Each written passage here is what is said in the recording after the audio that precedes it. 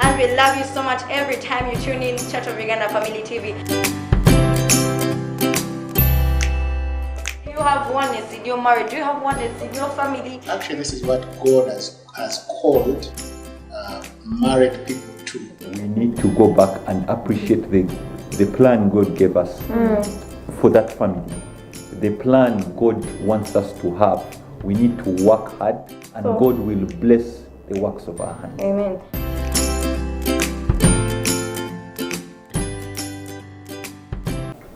Good evening. This is a beautiful evening. Of course, welcome from the UG Web. It has been a beautiful show, but you're welcome on Family Talk Show with me, Brenda Mahooro, every Friday on 6 p.m. I really want to thank you, those ones who are watching us, those ones who are tuned on, and those ones who have downloaded the Family TV app. You're the best, and I want to send my greetings to Kakumba Chapo. There's a friend of mine who told me that they're always tuned in and they love the show like as much as I love it. So this is Family Talk Show. Of course, we have exciting guests in studio, but of course, before I introduce them or unveil them, I really want to congratulate the Semagandas. They were here and they talked about trusting God in the unique family situations. That is what they talked about. They had a unique situation, that is why they shared, but we want to congratulate them. They have a bouncing baby and they brought a new soul in the world. I wish you well, and I wish that baby all the blessings in the world. It's beautiful there, but let me unveil my twins here.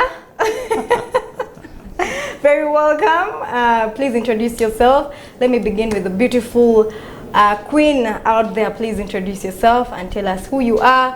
What are you using to glow like that? Maybe we can get a tip or one. Thank you, Brenda. My name is Precoius Lukenge.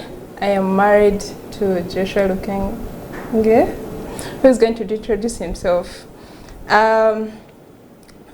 We've been married for 4 years and we have 2 children. That's it for now. Wow. Okay, and my name is Joshua Lukenge, and I'm a staff with Life Ministry Uganda, or I work with Life Ministry Uganda, specifically on the campus of Chambogo University, and I relate a lot with St. Kakumba Chapel. It's a privilege for us to be here, and my wife forgot to tell you, she works with PBID, and it's such a great honor, Brenda, to be with you today. I'm also honored to have Ssalongo and Nalongo. Yes. Of course, let me introduce it because we didn't want to skipped say it. Yes, our 2 children are twins. They are twin boys. We have Jonan and Jorim Subi, Jorim Subi and Jonan Sinza Lukenge. They are 3 years and 4 months, and we really thank God for such a blessing. Wow. So before we go anywhere, you see we have 1 hour, but this 1 hour people will be like, people go when they're like, hey Brenda, you've really given us little time. So let's just unveil what we're talking about. We are talking about marriage and parenting. That is the topic for today, and I'm sure a lot of people out there are excited to hear, like, how was your journey of the marriage? How did you find each other? How did you settle down to agree with each other? Okay, let's do this, and let's settle down. Let's do parenting, because some people are really very scared to have kids and settle down. Well, thank you, Brenda. It's such a long journey. Because if we are to go back to where we started from, you're right, the 1 hour won't be actually enough. But we really thank God for the far that He has brought us. We started dating so way back in 2012. We were both university students, and we dated for 6 years before our wedding. How that came about was when I saw this beautiful young lady, and we started being friends and talking about loving each other and caring for each other. At one point I told her, hey, you know what, if I'm to marry you, it will be in 5 years. And to me then, because I was young, I thought 5 years is such a long time away. But God did it, that actually 5 years we were able to get married from St. Kakumba Chapel. That is in 2018, 10th of February. And we really thank God. How did we settle to getting married? Along the journey of dating and things like those, we felt really close to each other, but we needed to stay within the boundaries that we had set. And so we aspired to get married so that we cross those boundaries. They were tough boundaries to keep along.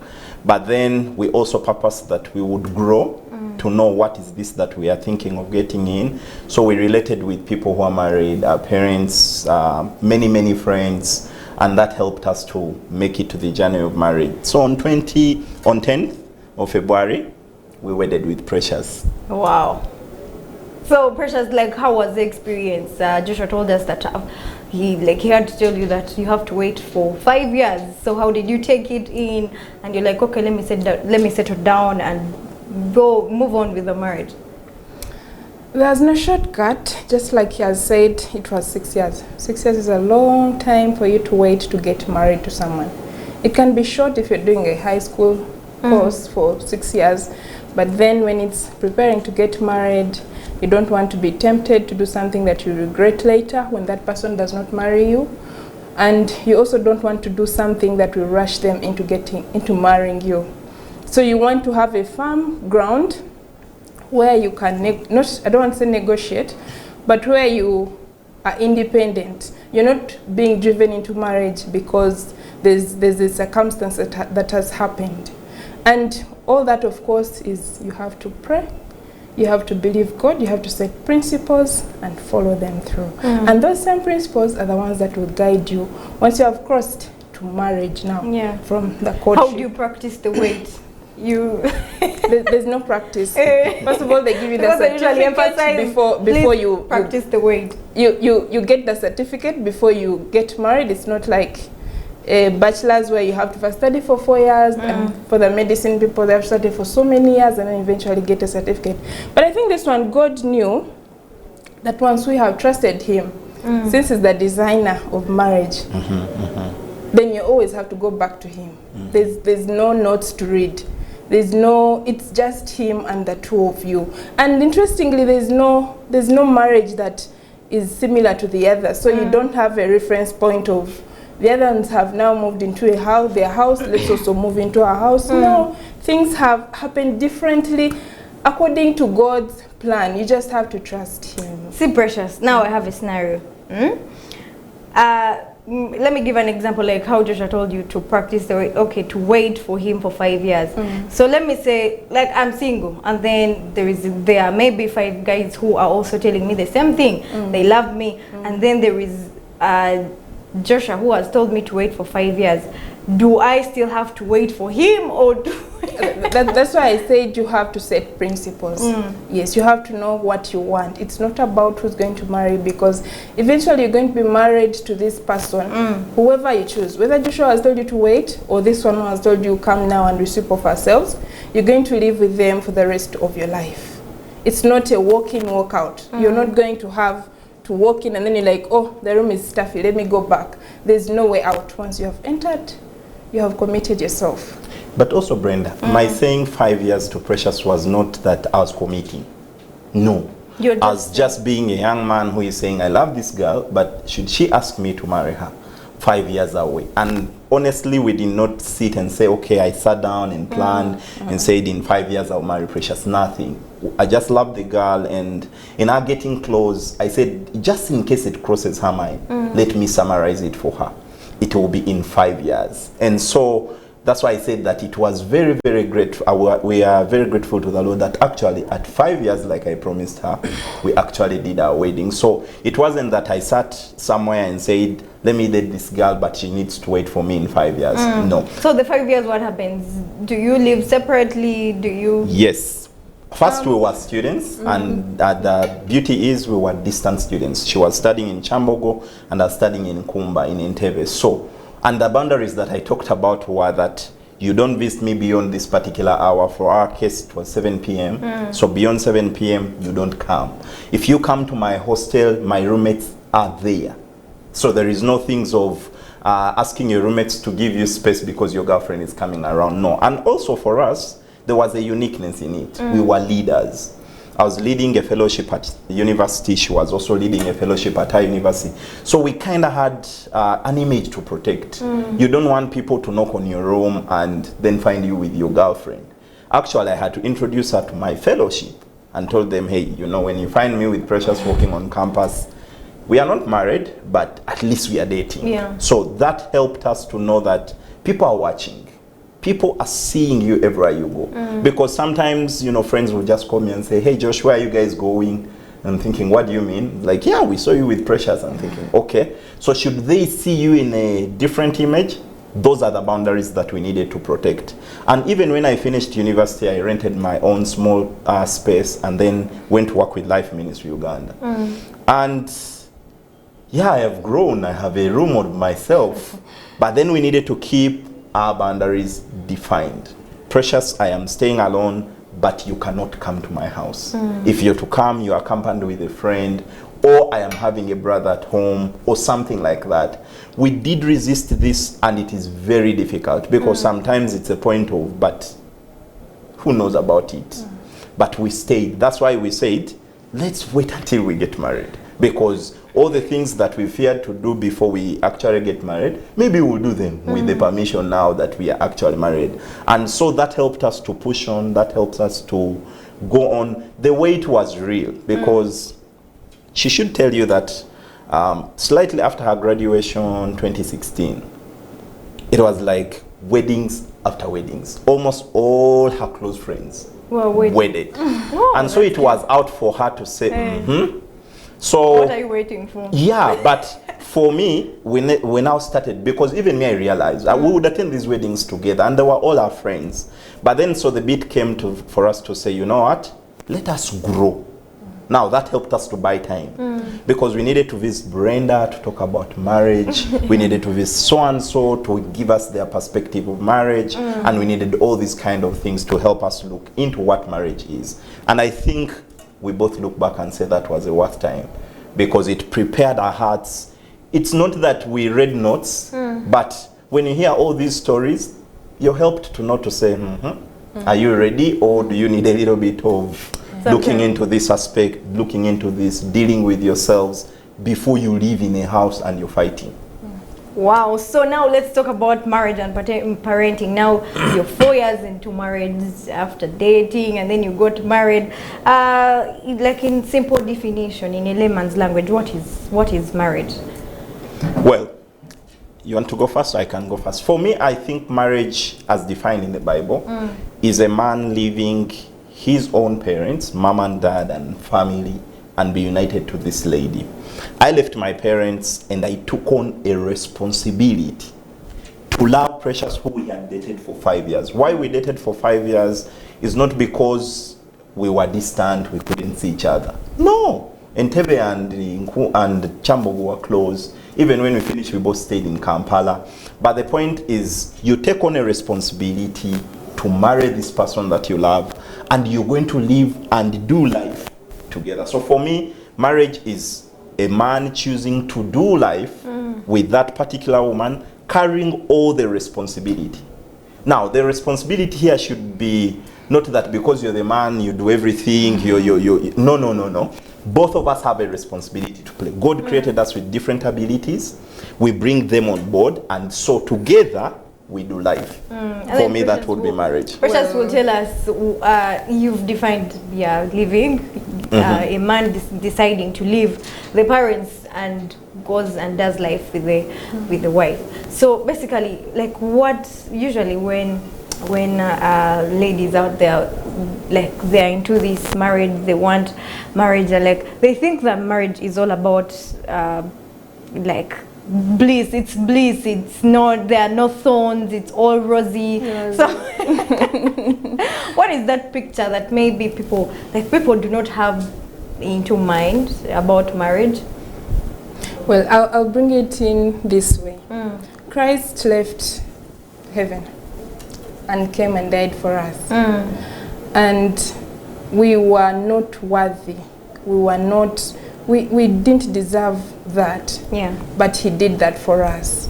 Now in this case, Christ is the man, and then the other is the lady. I'm just going to put it like that. But either way, it is one tolerating the other. I don't want to use the word tolerating, but it is two people coming together and having that kind of love that Christ had for us, the bride and the groom, the church and Christ.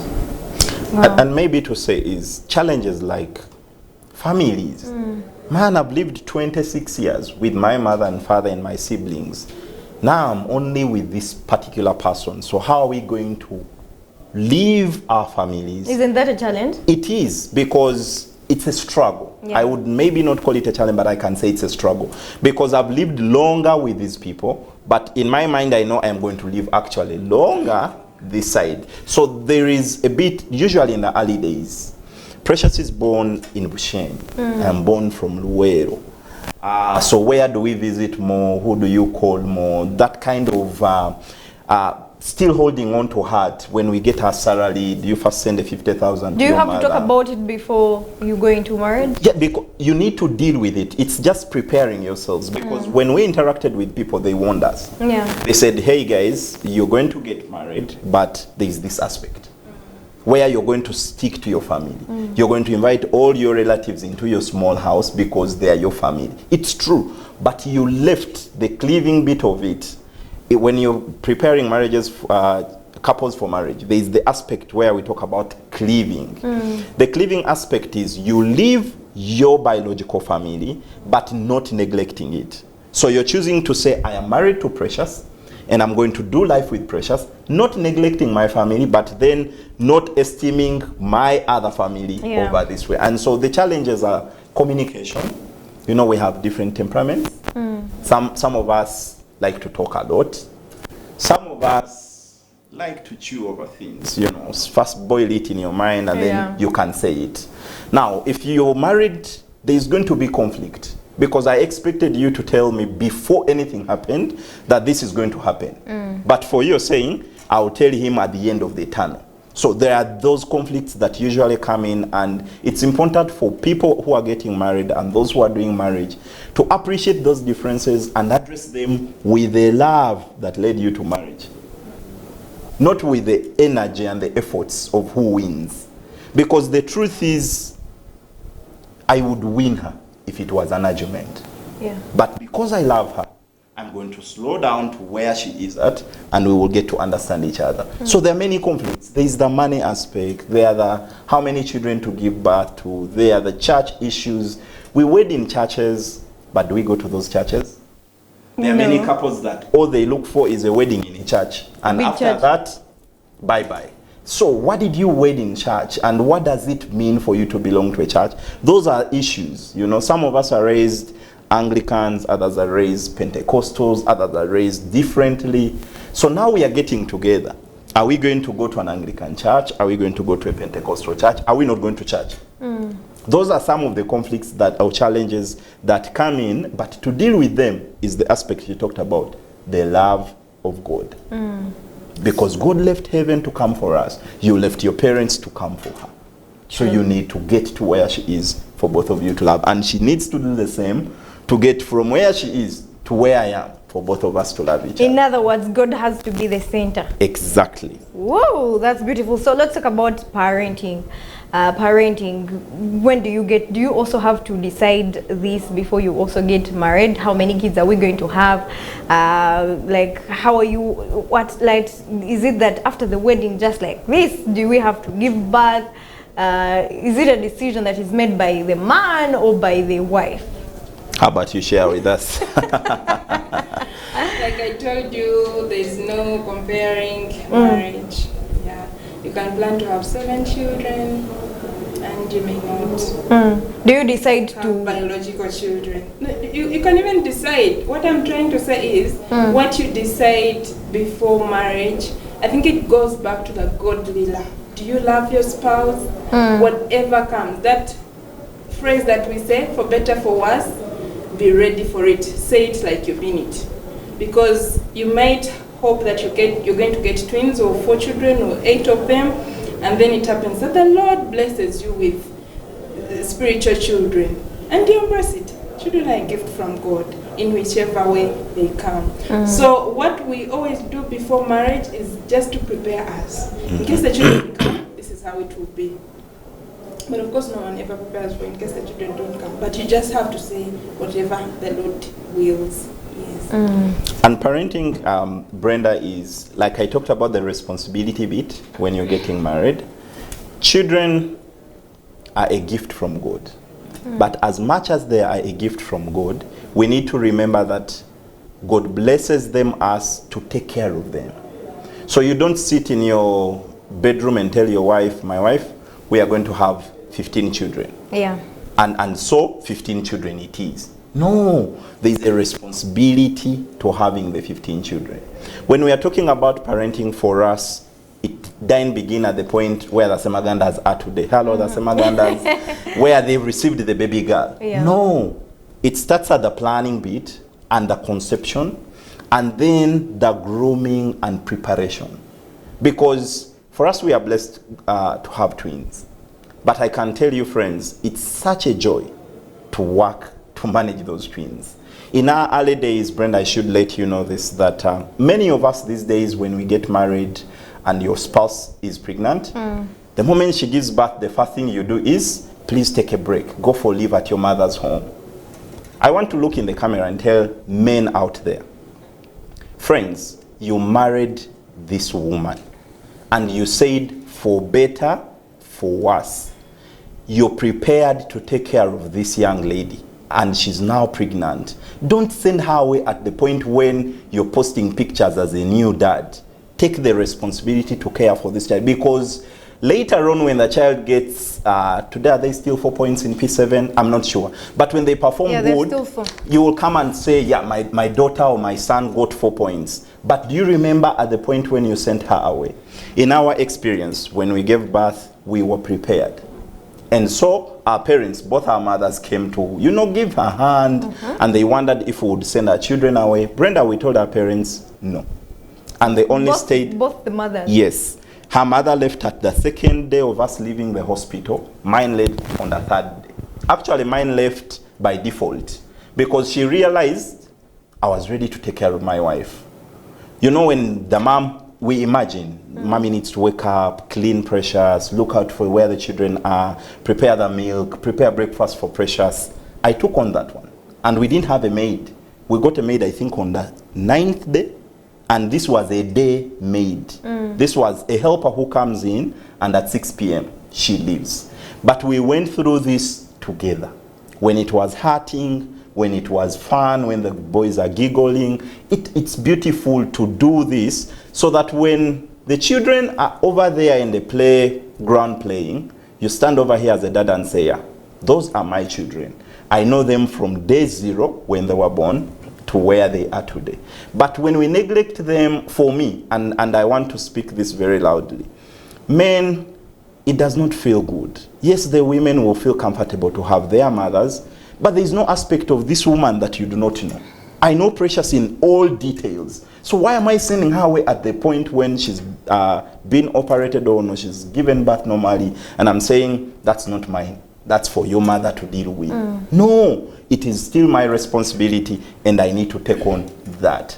And nurturing the child, parenting a child is a lot of things. Instilling disciplines, talking about who they will turn out to be. It's not a woman's job. Precious has a part to play, but I also have a part to play. So parenting is for both of us together. So you talked about your mother, like in the African setting, usually, this is how I've seen things being done, like when you've given birth and then your mother comes home and starts all those things that are usually done. What are those disadvantages? Because that is what I've grown seeing. Your mother comes there and starts doing all those things. So Precious, what are those advantages when your husband is available in that process? Because some men, they say, I've ever heard a man saying that it is really gross. So they're like, call your mother. You've just given birth. Even that is the first thing they do. Call your mother. That is what the husbands will tell you, call your mother to do all that part. They do not want to to engage into that. This, I'm talking to the husband now. This is your wife. What is more gross than your wife? She's your wife. You know her inside out. So what would be so ugly that you don't want to look at? And also emotionally, you get attached to, I think it increases bonding. The bonding bit of it. Myself, I had a cesarean section, a cesarean birth, and after giving birth, we went home. It comes along with a lot, the cleaning and the nursing, and then there were 2 babies. I really, really needed someone to help me so that I am not depressed.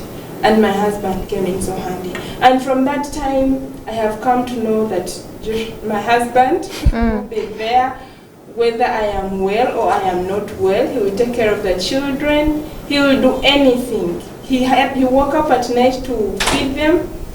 We used to give bottles.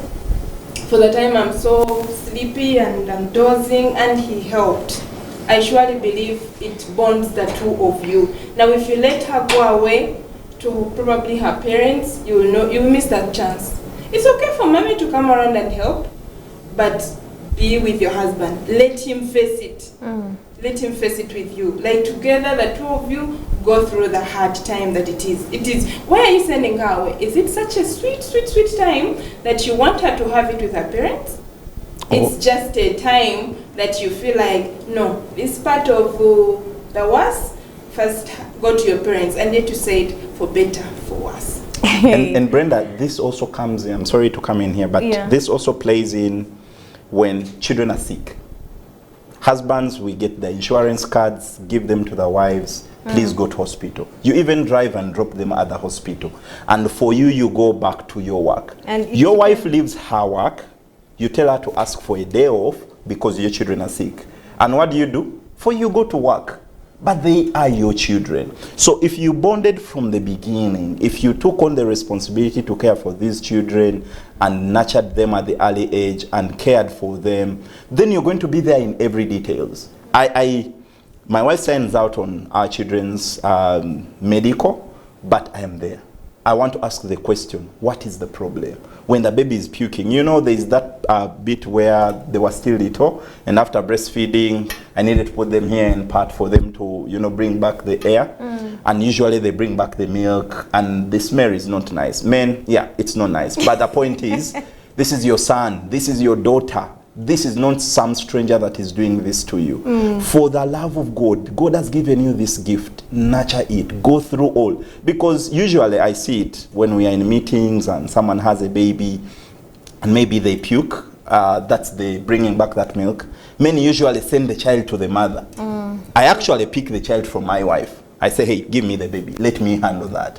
Because it's a responsibility we both carry. Wow, I know someone who is capable of doing it, but regardless, we know we shall move. Yes, you're still watching Family Talk Show every Friday from 6 p.m. So let's just have a breather, and then we shall come back still more with Ssalongo and Nalongo telling us how they have loved each other for all these 4 years and how they have parented their children. So let's just have a breather and come back. Family TV. Enriching lives.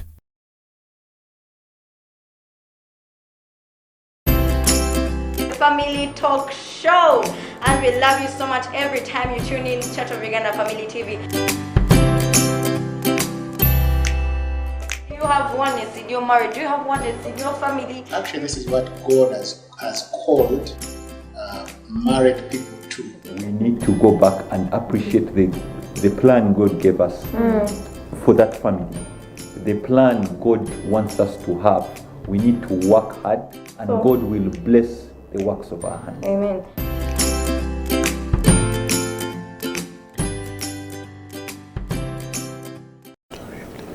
Welcome on Family Talk Show. In case you've been under the rock and you've just joined, we thank you so much for joining Family Talk Show, and we love you so much. We send our greetings for everyone who has just joined, but the studio is really very on fire. Family Talk Show is on fire. Ssalongo and Nalongo. There is a question I really posed, and I'm like, I'm not ready to do that.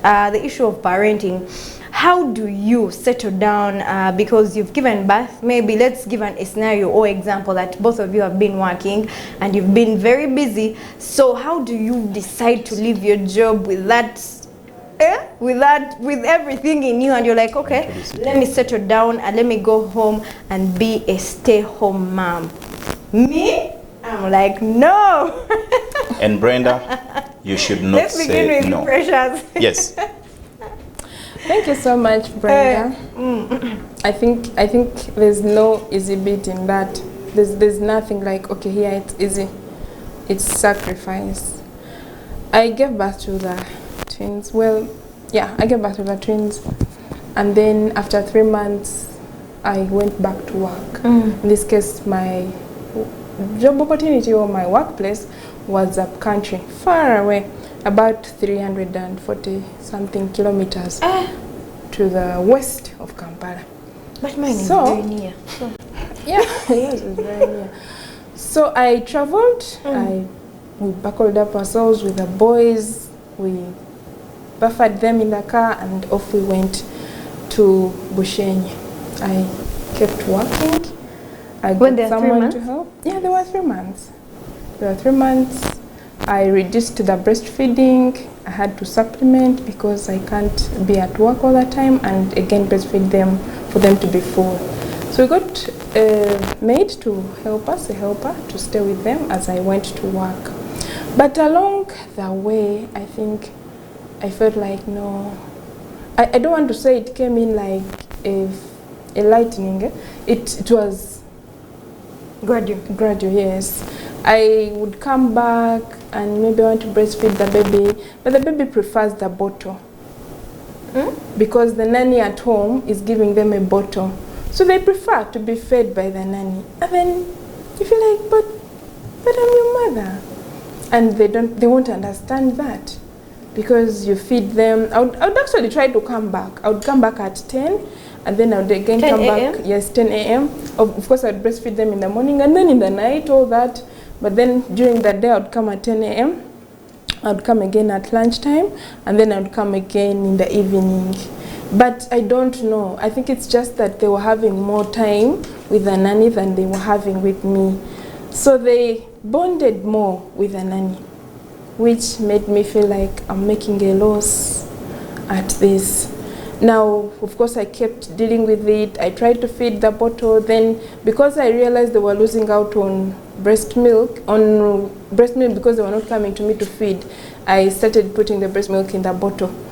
They fed and they still preferred the bottle. They preferred the maid, the nanny feeding them. That had a toll on me because I started thinking, I think I'm losing the bond that I'm supposed to have with the boys. Did you feel it? Yes, you feel it? You do. You actually can break down sometimes and cry. That is so strong. Yeah, it is, because these are your children. But because you're investing your time somewhere else, you are losing them. I don't want to say they're dying. I'm not trying to mean that they're dying, but you're losing that bond that you would be having with them if you are with them all the time and all that. So we had to sit up with my husband and decide what we wanted. And then, remember, I was in Bushenyi. My husband was around here.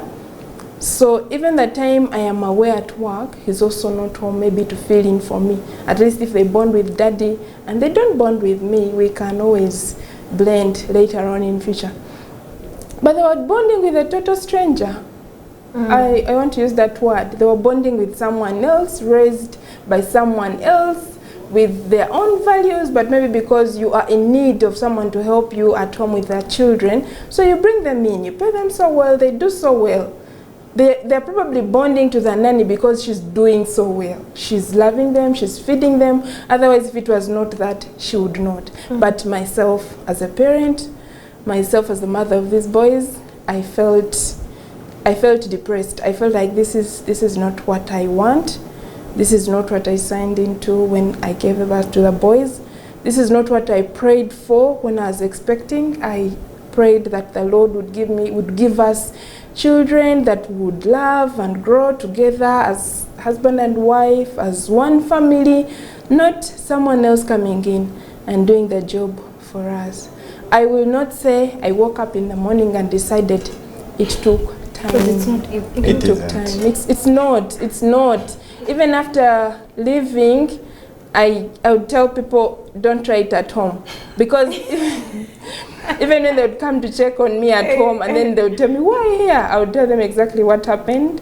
But because I knew again what I was going through, because you have left work and come to bond with the children. Now there's that other part that you're missing. You're not getting the paycheck. You're not interacting with your colleagues. And you went to school, interestingly, you studied. yeah, you went to school, you have your papers, you're looking at them. Your parents have invested in you and they feel like that is it. My father used to say, engineer, engineer, engineer, and it felt like I was the engineer of this whole world. But that is probably what he felt about me. And me telling him that I'm leaving, I'm going to take care of the children, was not good news for him. But I knew, we knew, back at the back of our minds, we knew what we were working towards, and we knew what we were going through and what we wanted to achieve.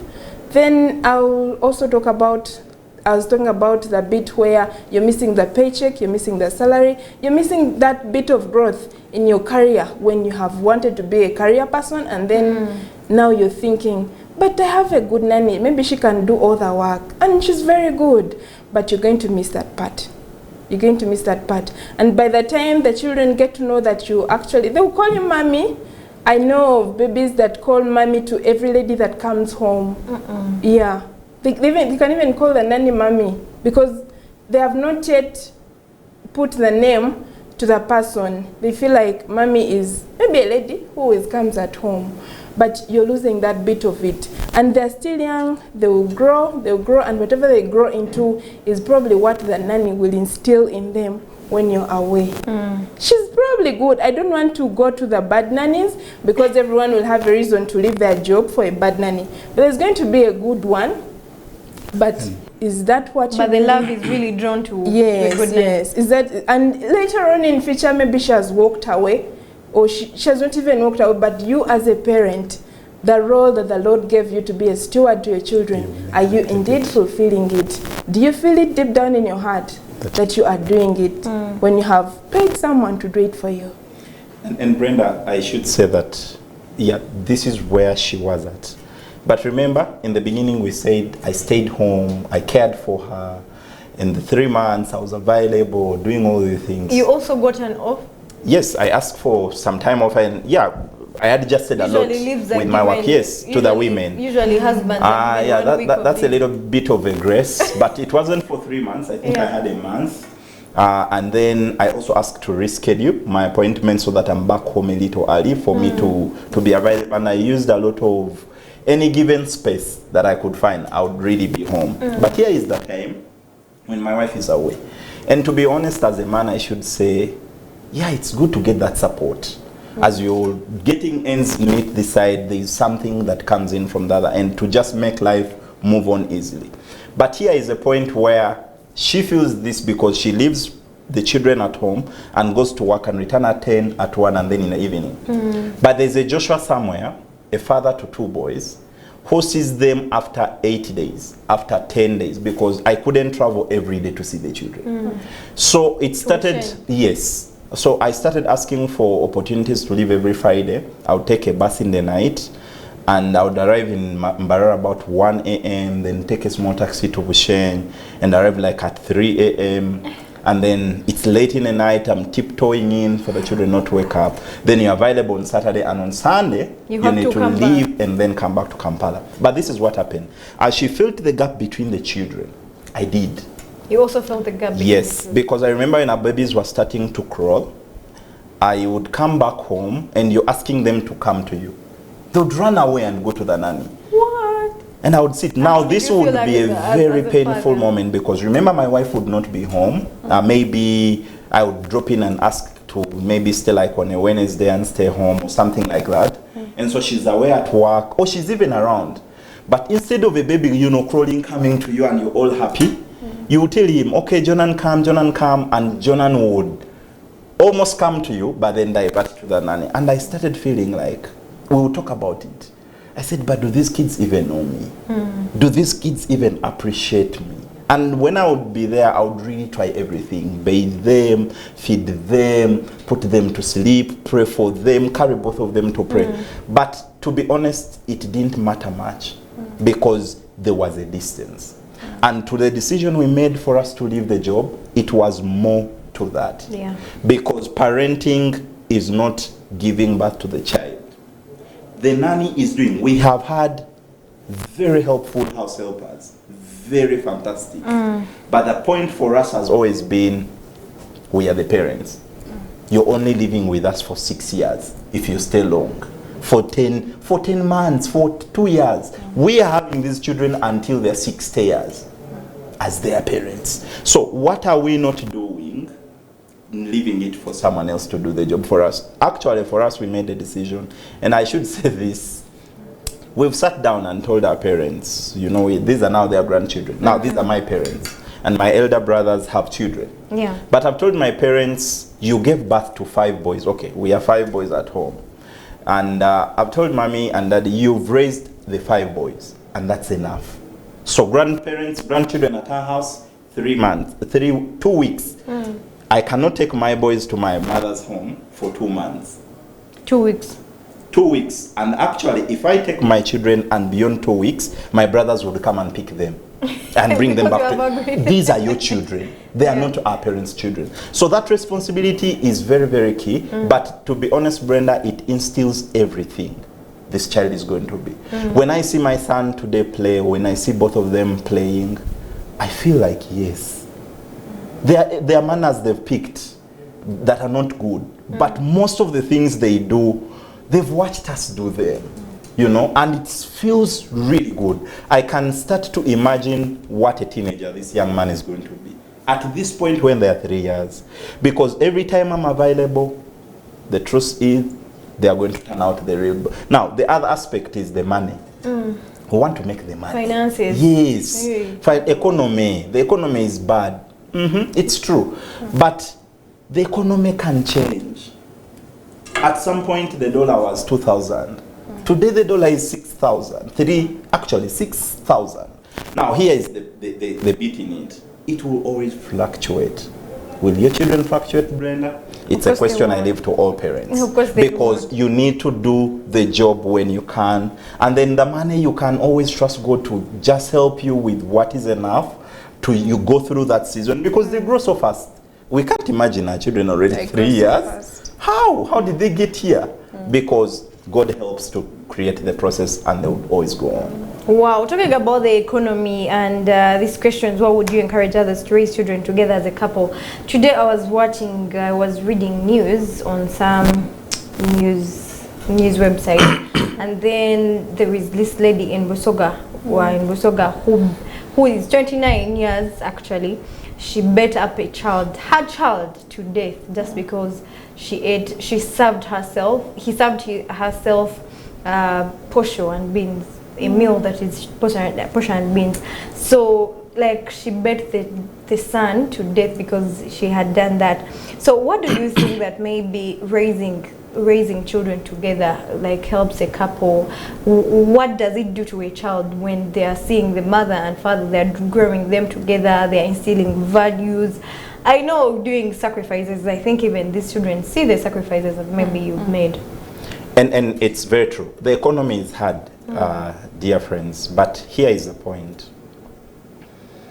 If I neglect my home to go look for the money, and I leave Precious at home, the children are observing what's happening home. It's only mommy available. Do you know who provides?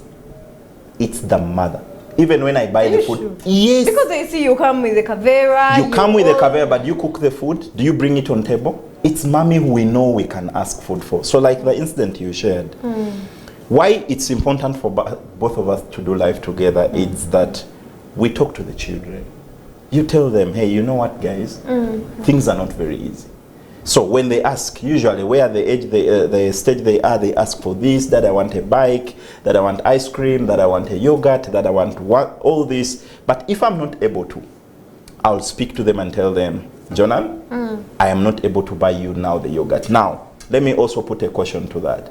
Don't use it as an escape route. All the time, you're a daddy or a mommy who you can't do it. But when you can, do it for them and help them to know that now that I'm able, I'm going to buy you the yogurt. They will grow up starting to appreciate that, you know, for example, a meal may not be such enough, you know, but maybe this lady was trying to wait for the husband to return, and this baby is hungry. But maybe the wife is scared, saying, I can't serve that food before my husband returns. But how about the husband relieves the wife at home with the children to say, hey, you know what? It's okay. I'm on the way coming, but serve the children to eat the food. Because by the time a child serves themselves, the mother was not available and the father, a single mother. You can imagine that. So that's why it's important for us to do this together. Can you step in? Sometimes we are both not around. I told you I work with Life Ministry, and sometimes I travel. I go up country to meet students in different universities.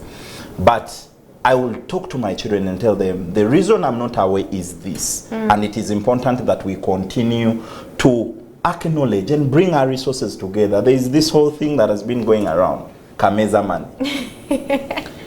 I cannot stand it to say yes or no to it. But in our house, we don't know what that means. Kameza money. Yes.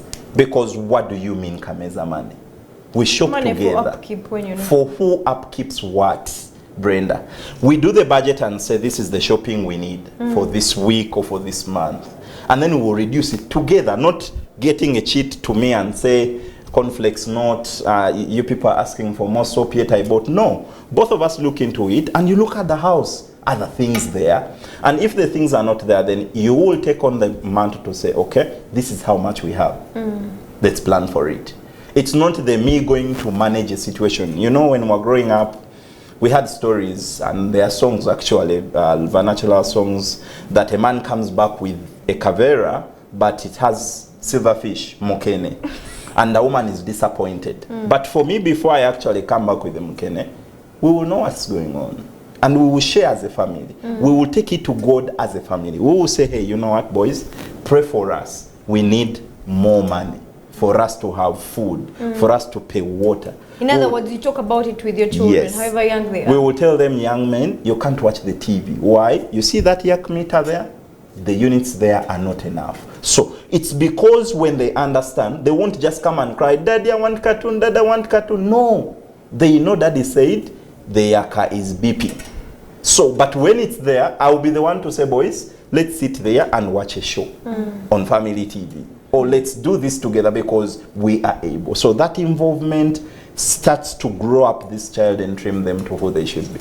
Wow, that's really amazing, because we hosted here a counselor and said there is a girl at some school that she hung herself because the pocket money they were giving her when she would begin school, they were giving her like 1M. So they had reduced the pocket money at 100,000. So she hung herself because she was seeing the situation in the home was not really doing right. And so, Brenda, I'm sorry to come in, but as I work on the university, I see that a lot. You see that a lot? A lot. Young girls who come because the economy is bad home, and maybe dad is able to pay for your hostel fee and the tuition and leaves you 50,000 for now. You know what girls will do? They will look for someone who tops up. And you're thinking, but do you know the situation home? Do you understand what your parents go through to get the money? Actually, in many of my meetings, I look these young people in the eyes and tell them, imagine your father's position. How many hours does he work?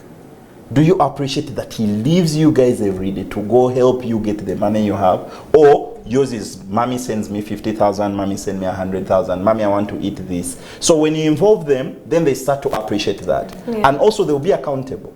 Because sometimes they'll give them good monies, but they will waste it.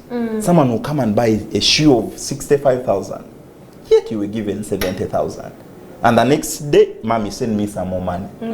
You get the point. So the involvement then becomes very, very appreciated. Wow. So what do you think that parents, why are they so focusing on doing the money instead of instilling values to their kids? Because at the university I also see, because they feel like they're out of place, they feel like the pocket money they are giving them is not enough anymore, and the only solution, maybe the parents have not talked to them, they have not sat them down, the only solution they do is maybe running to the drugs. So in other words, I'm saying that why are parents so intentional of going to their jobs, working, giving the money, paying school fees, giving pocket money? Is that what they think that the children love so much? I want to say it this way. when the parent is not around, most times, when they come back in the evening and it's been the nanny all the time. So you come in, yeah, even cartoon, but at home it's been the nanny. So you want to have some, should I say good time, or you want to be like on the list of the baby. So you come in with gifts, with lots of money, with all that, and it feels like you were the one who is always bringing gifts and all that, and then the love and all that taking care of me is the other person. So when I get to campus or when I'm growing up, someone wrote a book and said, the way you raise your child below the age of 5 is what they will actually reflect when they're teenagers. If below 5, you are the, give me money, I want to buy a bike, we buy it. I want to do this, we do it. I want to do this, we do it. Even as a teenager, that is how it's going to be. I want to buy a TV, daddy at school, at hostel, there are TVs, everyone has a TV, I need one. And because you don't have the other hard bit of you can't be hard on them because you probably didn't show them that love in the discipline, the love where you're hard. I hope you understand it. That bit where you tell them, no, this is going to be like this. Because at that point where you're not around when they're babies, that is the nanny taking care of them, you fear to say no. Because the baby will say, but when you're not around, we do this. So you always like, okay, it's okay, let's do this, let's do this. So even when they've grown older, they become teenagers or they've grown into old people, that is how they were raised. Wow. But also the Bible says we are not of this world. Brenda, the world has dictated how families are growing today. We are about the new thing, and we are neglecting the real thing. They are saying they are millennials. Thank you. But Brenda, they're not going to go as the 80 years did. No.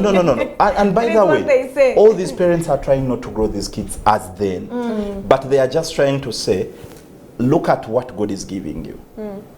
Appreciate it. It doesn't have to be all these very good things with you. For me, when I come to think of it, is like we leave our house to go and make money. Is working bad? No. Working is very good. Very good. But is it trading over your family? That's where the question comes in. Because we need to find a balance. True. And even our employers need to appreciate that Brenda needs to stay home for 1 year to take care of that baby girl or baby boy, and then she can return to work for these hours. Because Brenda, I have told people that I plan to die, or I hope to die, let me say it that way, when I'm like 90 years. Today, if I'm 30, those are 60 years away. Brenda, I'm not going to make all the money today. And I'm not saying let me be lazy. But I need to find time to trim these boys and the many children God will give us now, so that the future is better. Wow. But when we go to run after the money and then leave this, then we come back with the money, but we can't match up because they've moved on. So we keep like that. You know, that's why you find very big weddings, very huge and nice decors. And then a few weeks into the marriage, the girl is calling back home, saying, Mommy, he's beating me. And you're thinking, okay, what did the parents do? What didn't the counselors do? And usually the grooming does not take so long. Yeah. Them to know that at home this is how things are done, it will not take you to 13 years. You don't need 13 years to do that. But those beginning years are the crucial ones. Do you see time as you're saying 1 hour? Brent, are you real? So as we conclude, what do you say to the younger couple? I'm sure there are people who are dating. There are people who are promised 5 years. And there are those ones who are in the process of getting married. Maybe their wedding probably is on Saturday, or is on Sunday, or is next week, or it's next month, or it's in December. What do you say, those encouraging words that you tell the younger couple? She will do that first. 1 minute. Okay, thank you. Trust the Lord. I will begin by trusting the Lord, because that is when you'll know what is more important for you. And you know what to trade off. Once you have crossed over to being married, know what to trade off for your family, or for your marriage, or for your spouse. Is it a job that you're employed in the morning and in the evening? Yes, sir. You can be, anything can happen. I don't want to say Anything can happen and you go back to your family. Your family will be there. Tomorrow, actually, one of them, am I still using 1 minute? Yes. One of the reasons I've told you it didn't come easily. So I kept convincing myself day in, day out. And there was a time I sat and thought, okay, now if I got this depression and then it took me and I had to leave Ssalongo with the twins, what memory would they have of me? Yeah. Because already they are running away from me. Would they ever have a thought or a memory of who is mother? So let's invest in our families, our marriages, our children. Tomorrow they are the ones that cry at our funerals. They are the ones that are left. Even when everyone has gone away from the burial ground, it's your children that are feeling it right in the vein. Thank you so much. Ssalongo, you I'm good. I'll only say congratulations to all of you that are wedding tomorrow. Yeah. And I pray that you will grow your family. It's your family, not your parents, not your pastors. It's your family. So sit together and define what your family is going to look like. Wow. But thank you so much. Thank you so much. That was Ssalongo and Nalongo, of course. So it has been a beautiful evening to have you on the show today. It has been Family Talk Show with me, Brenda Mahooro. But I tell you, be intentional all the time in your family. Create time for trips, create time for vacations, create time to sit and eat together. Yes, be intentional in your family. Of course, it has been Boniface on the camera, and it has been DJ Bantam who has been in the transmission. It has been beautiful, and Jonajo is my producer of the Family Talk Show. I love you so much.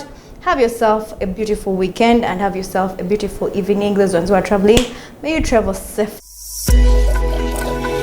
Family TV, enriching lives.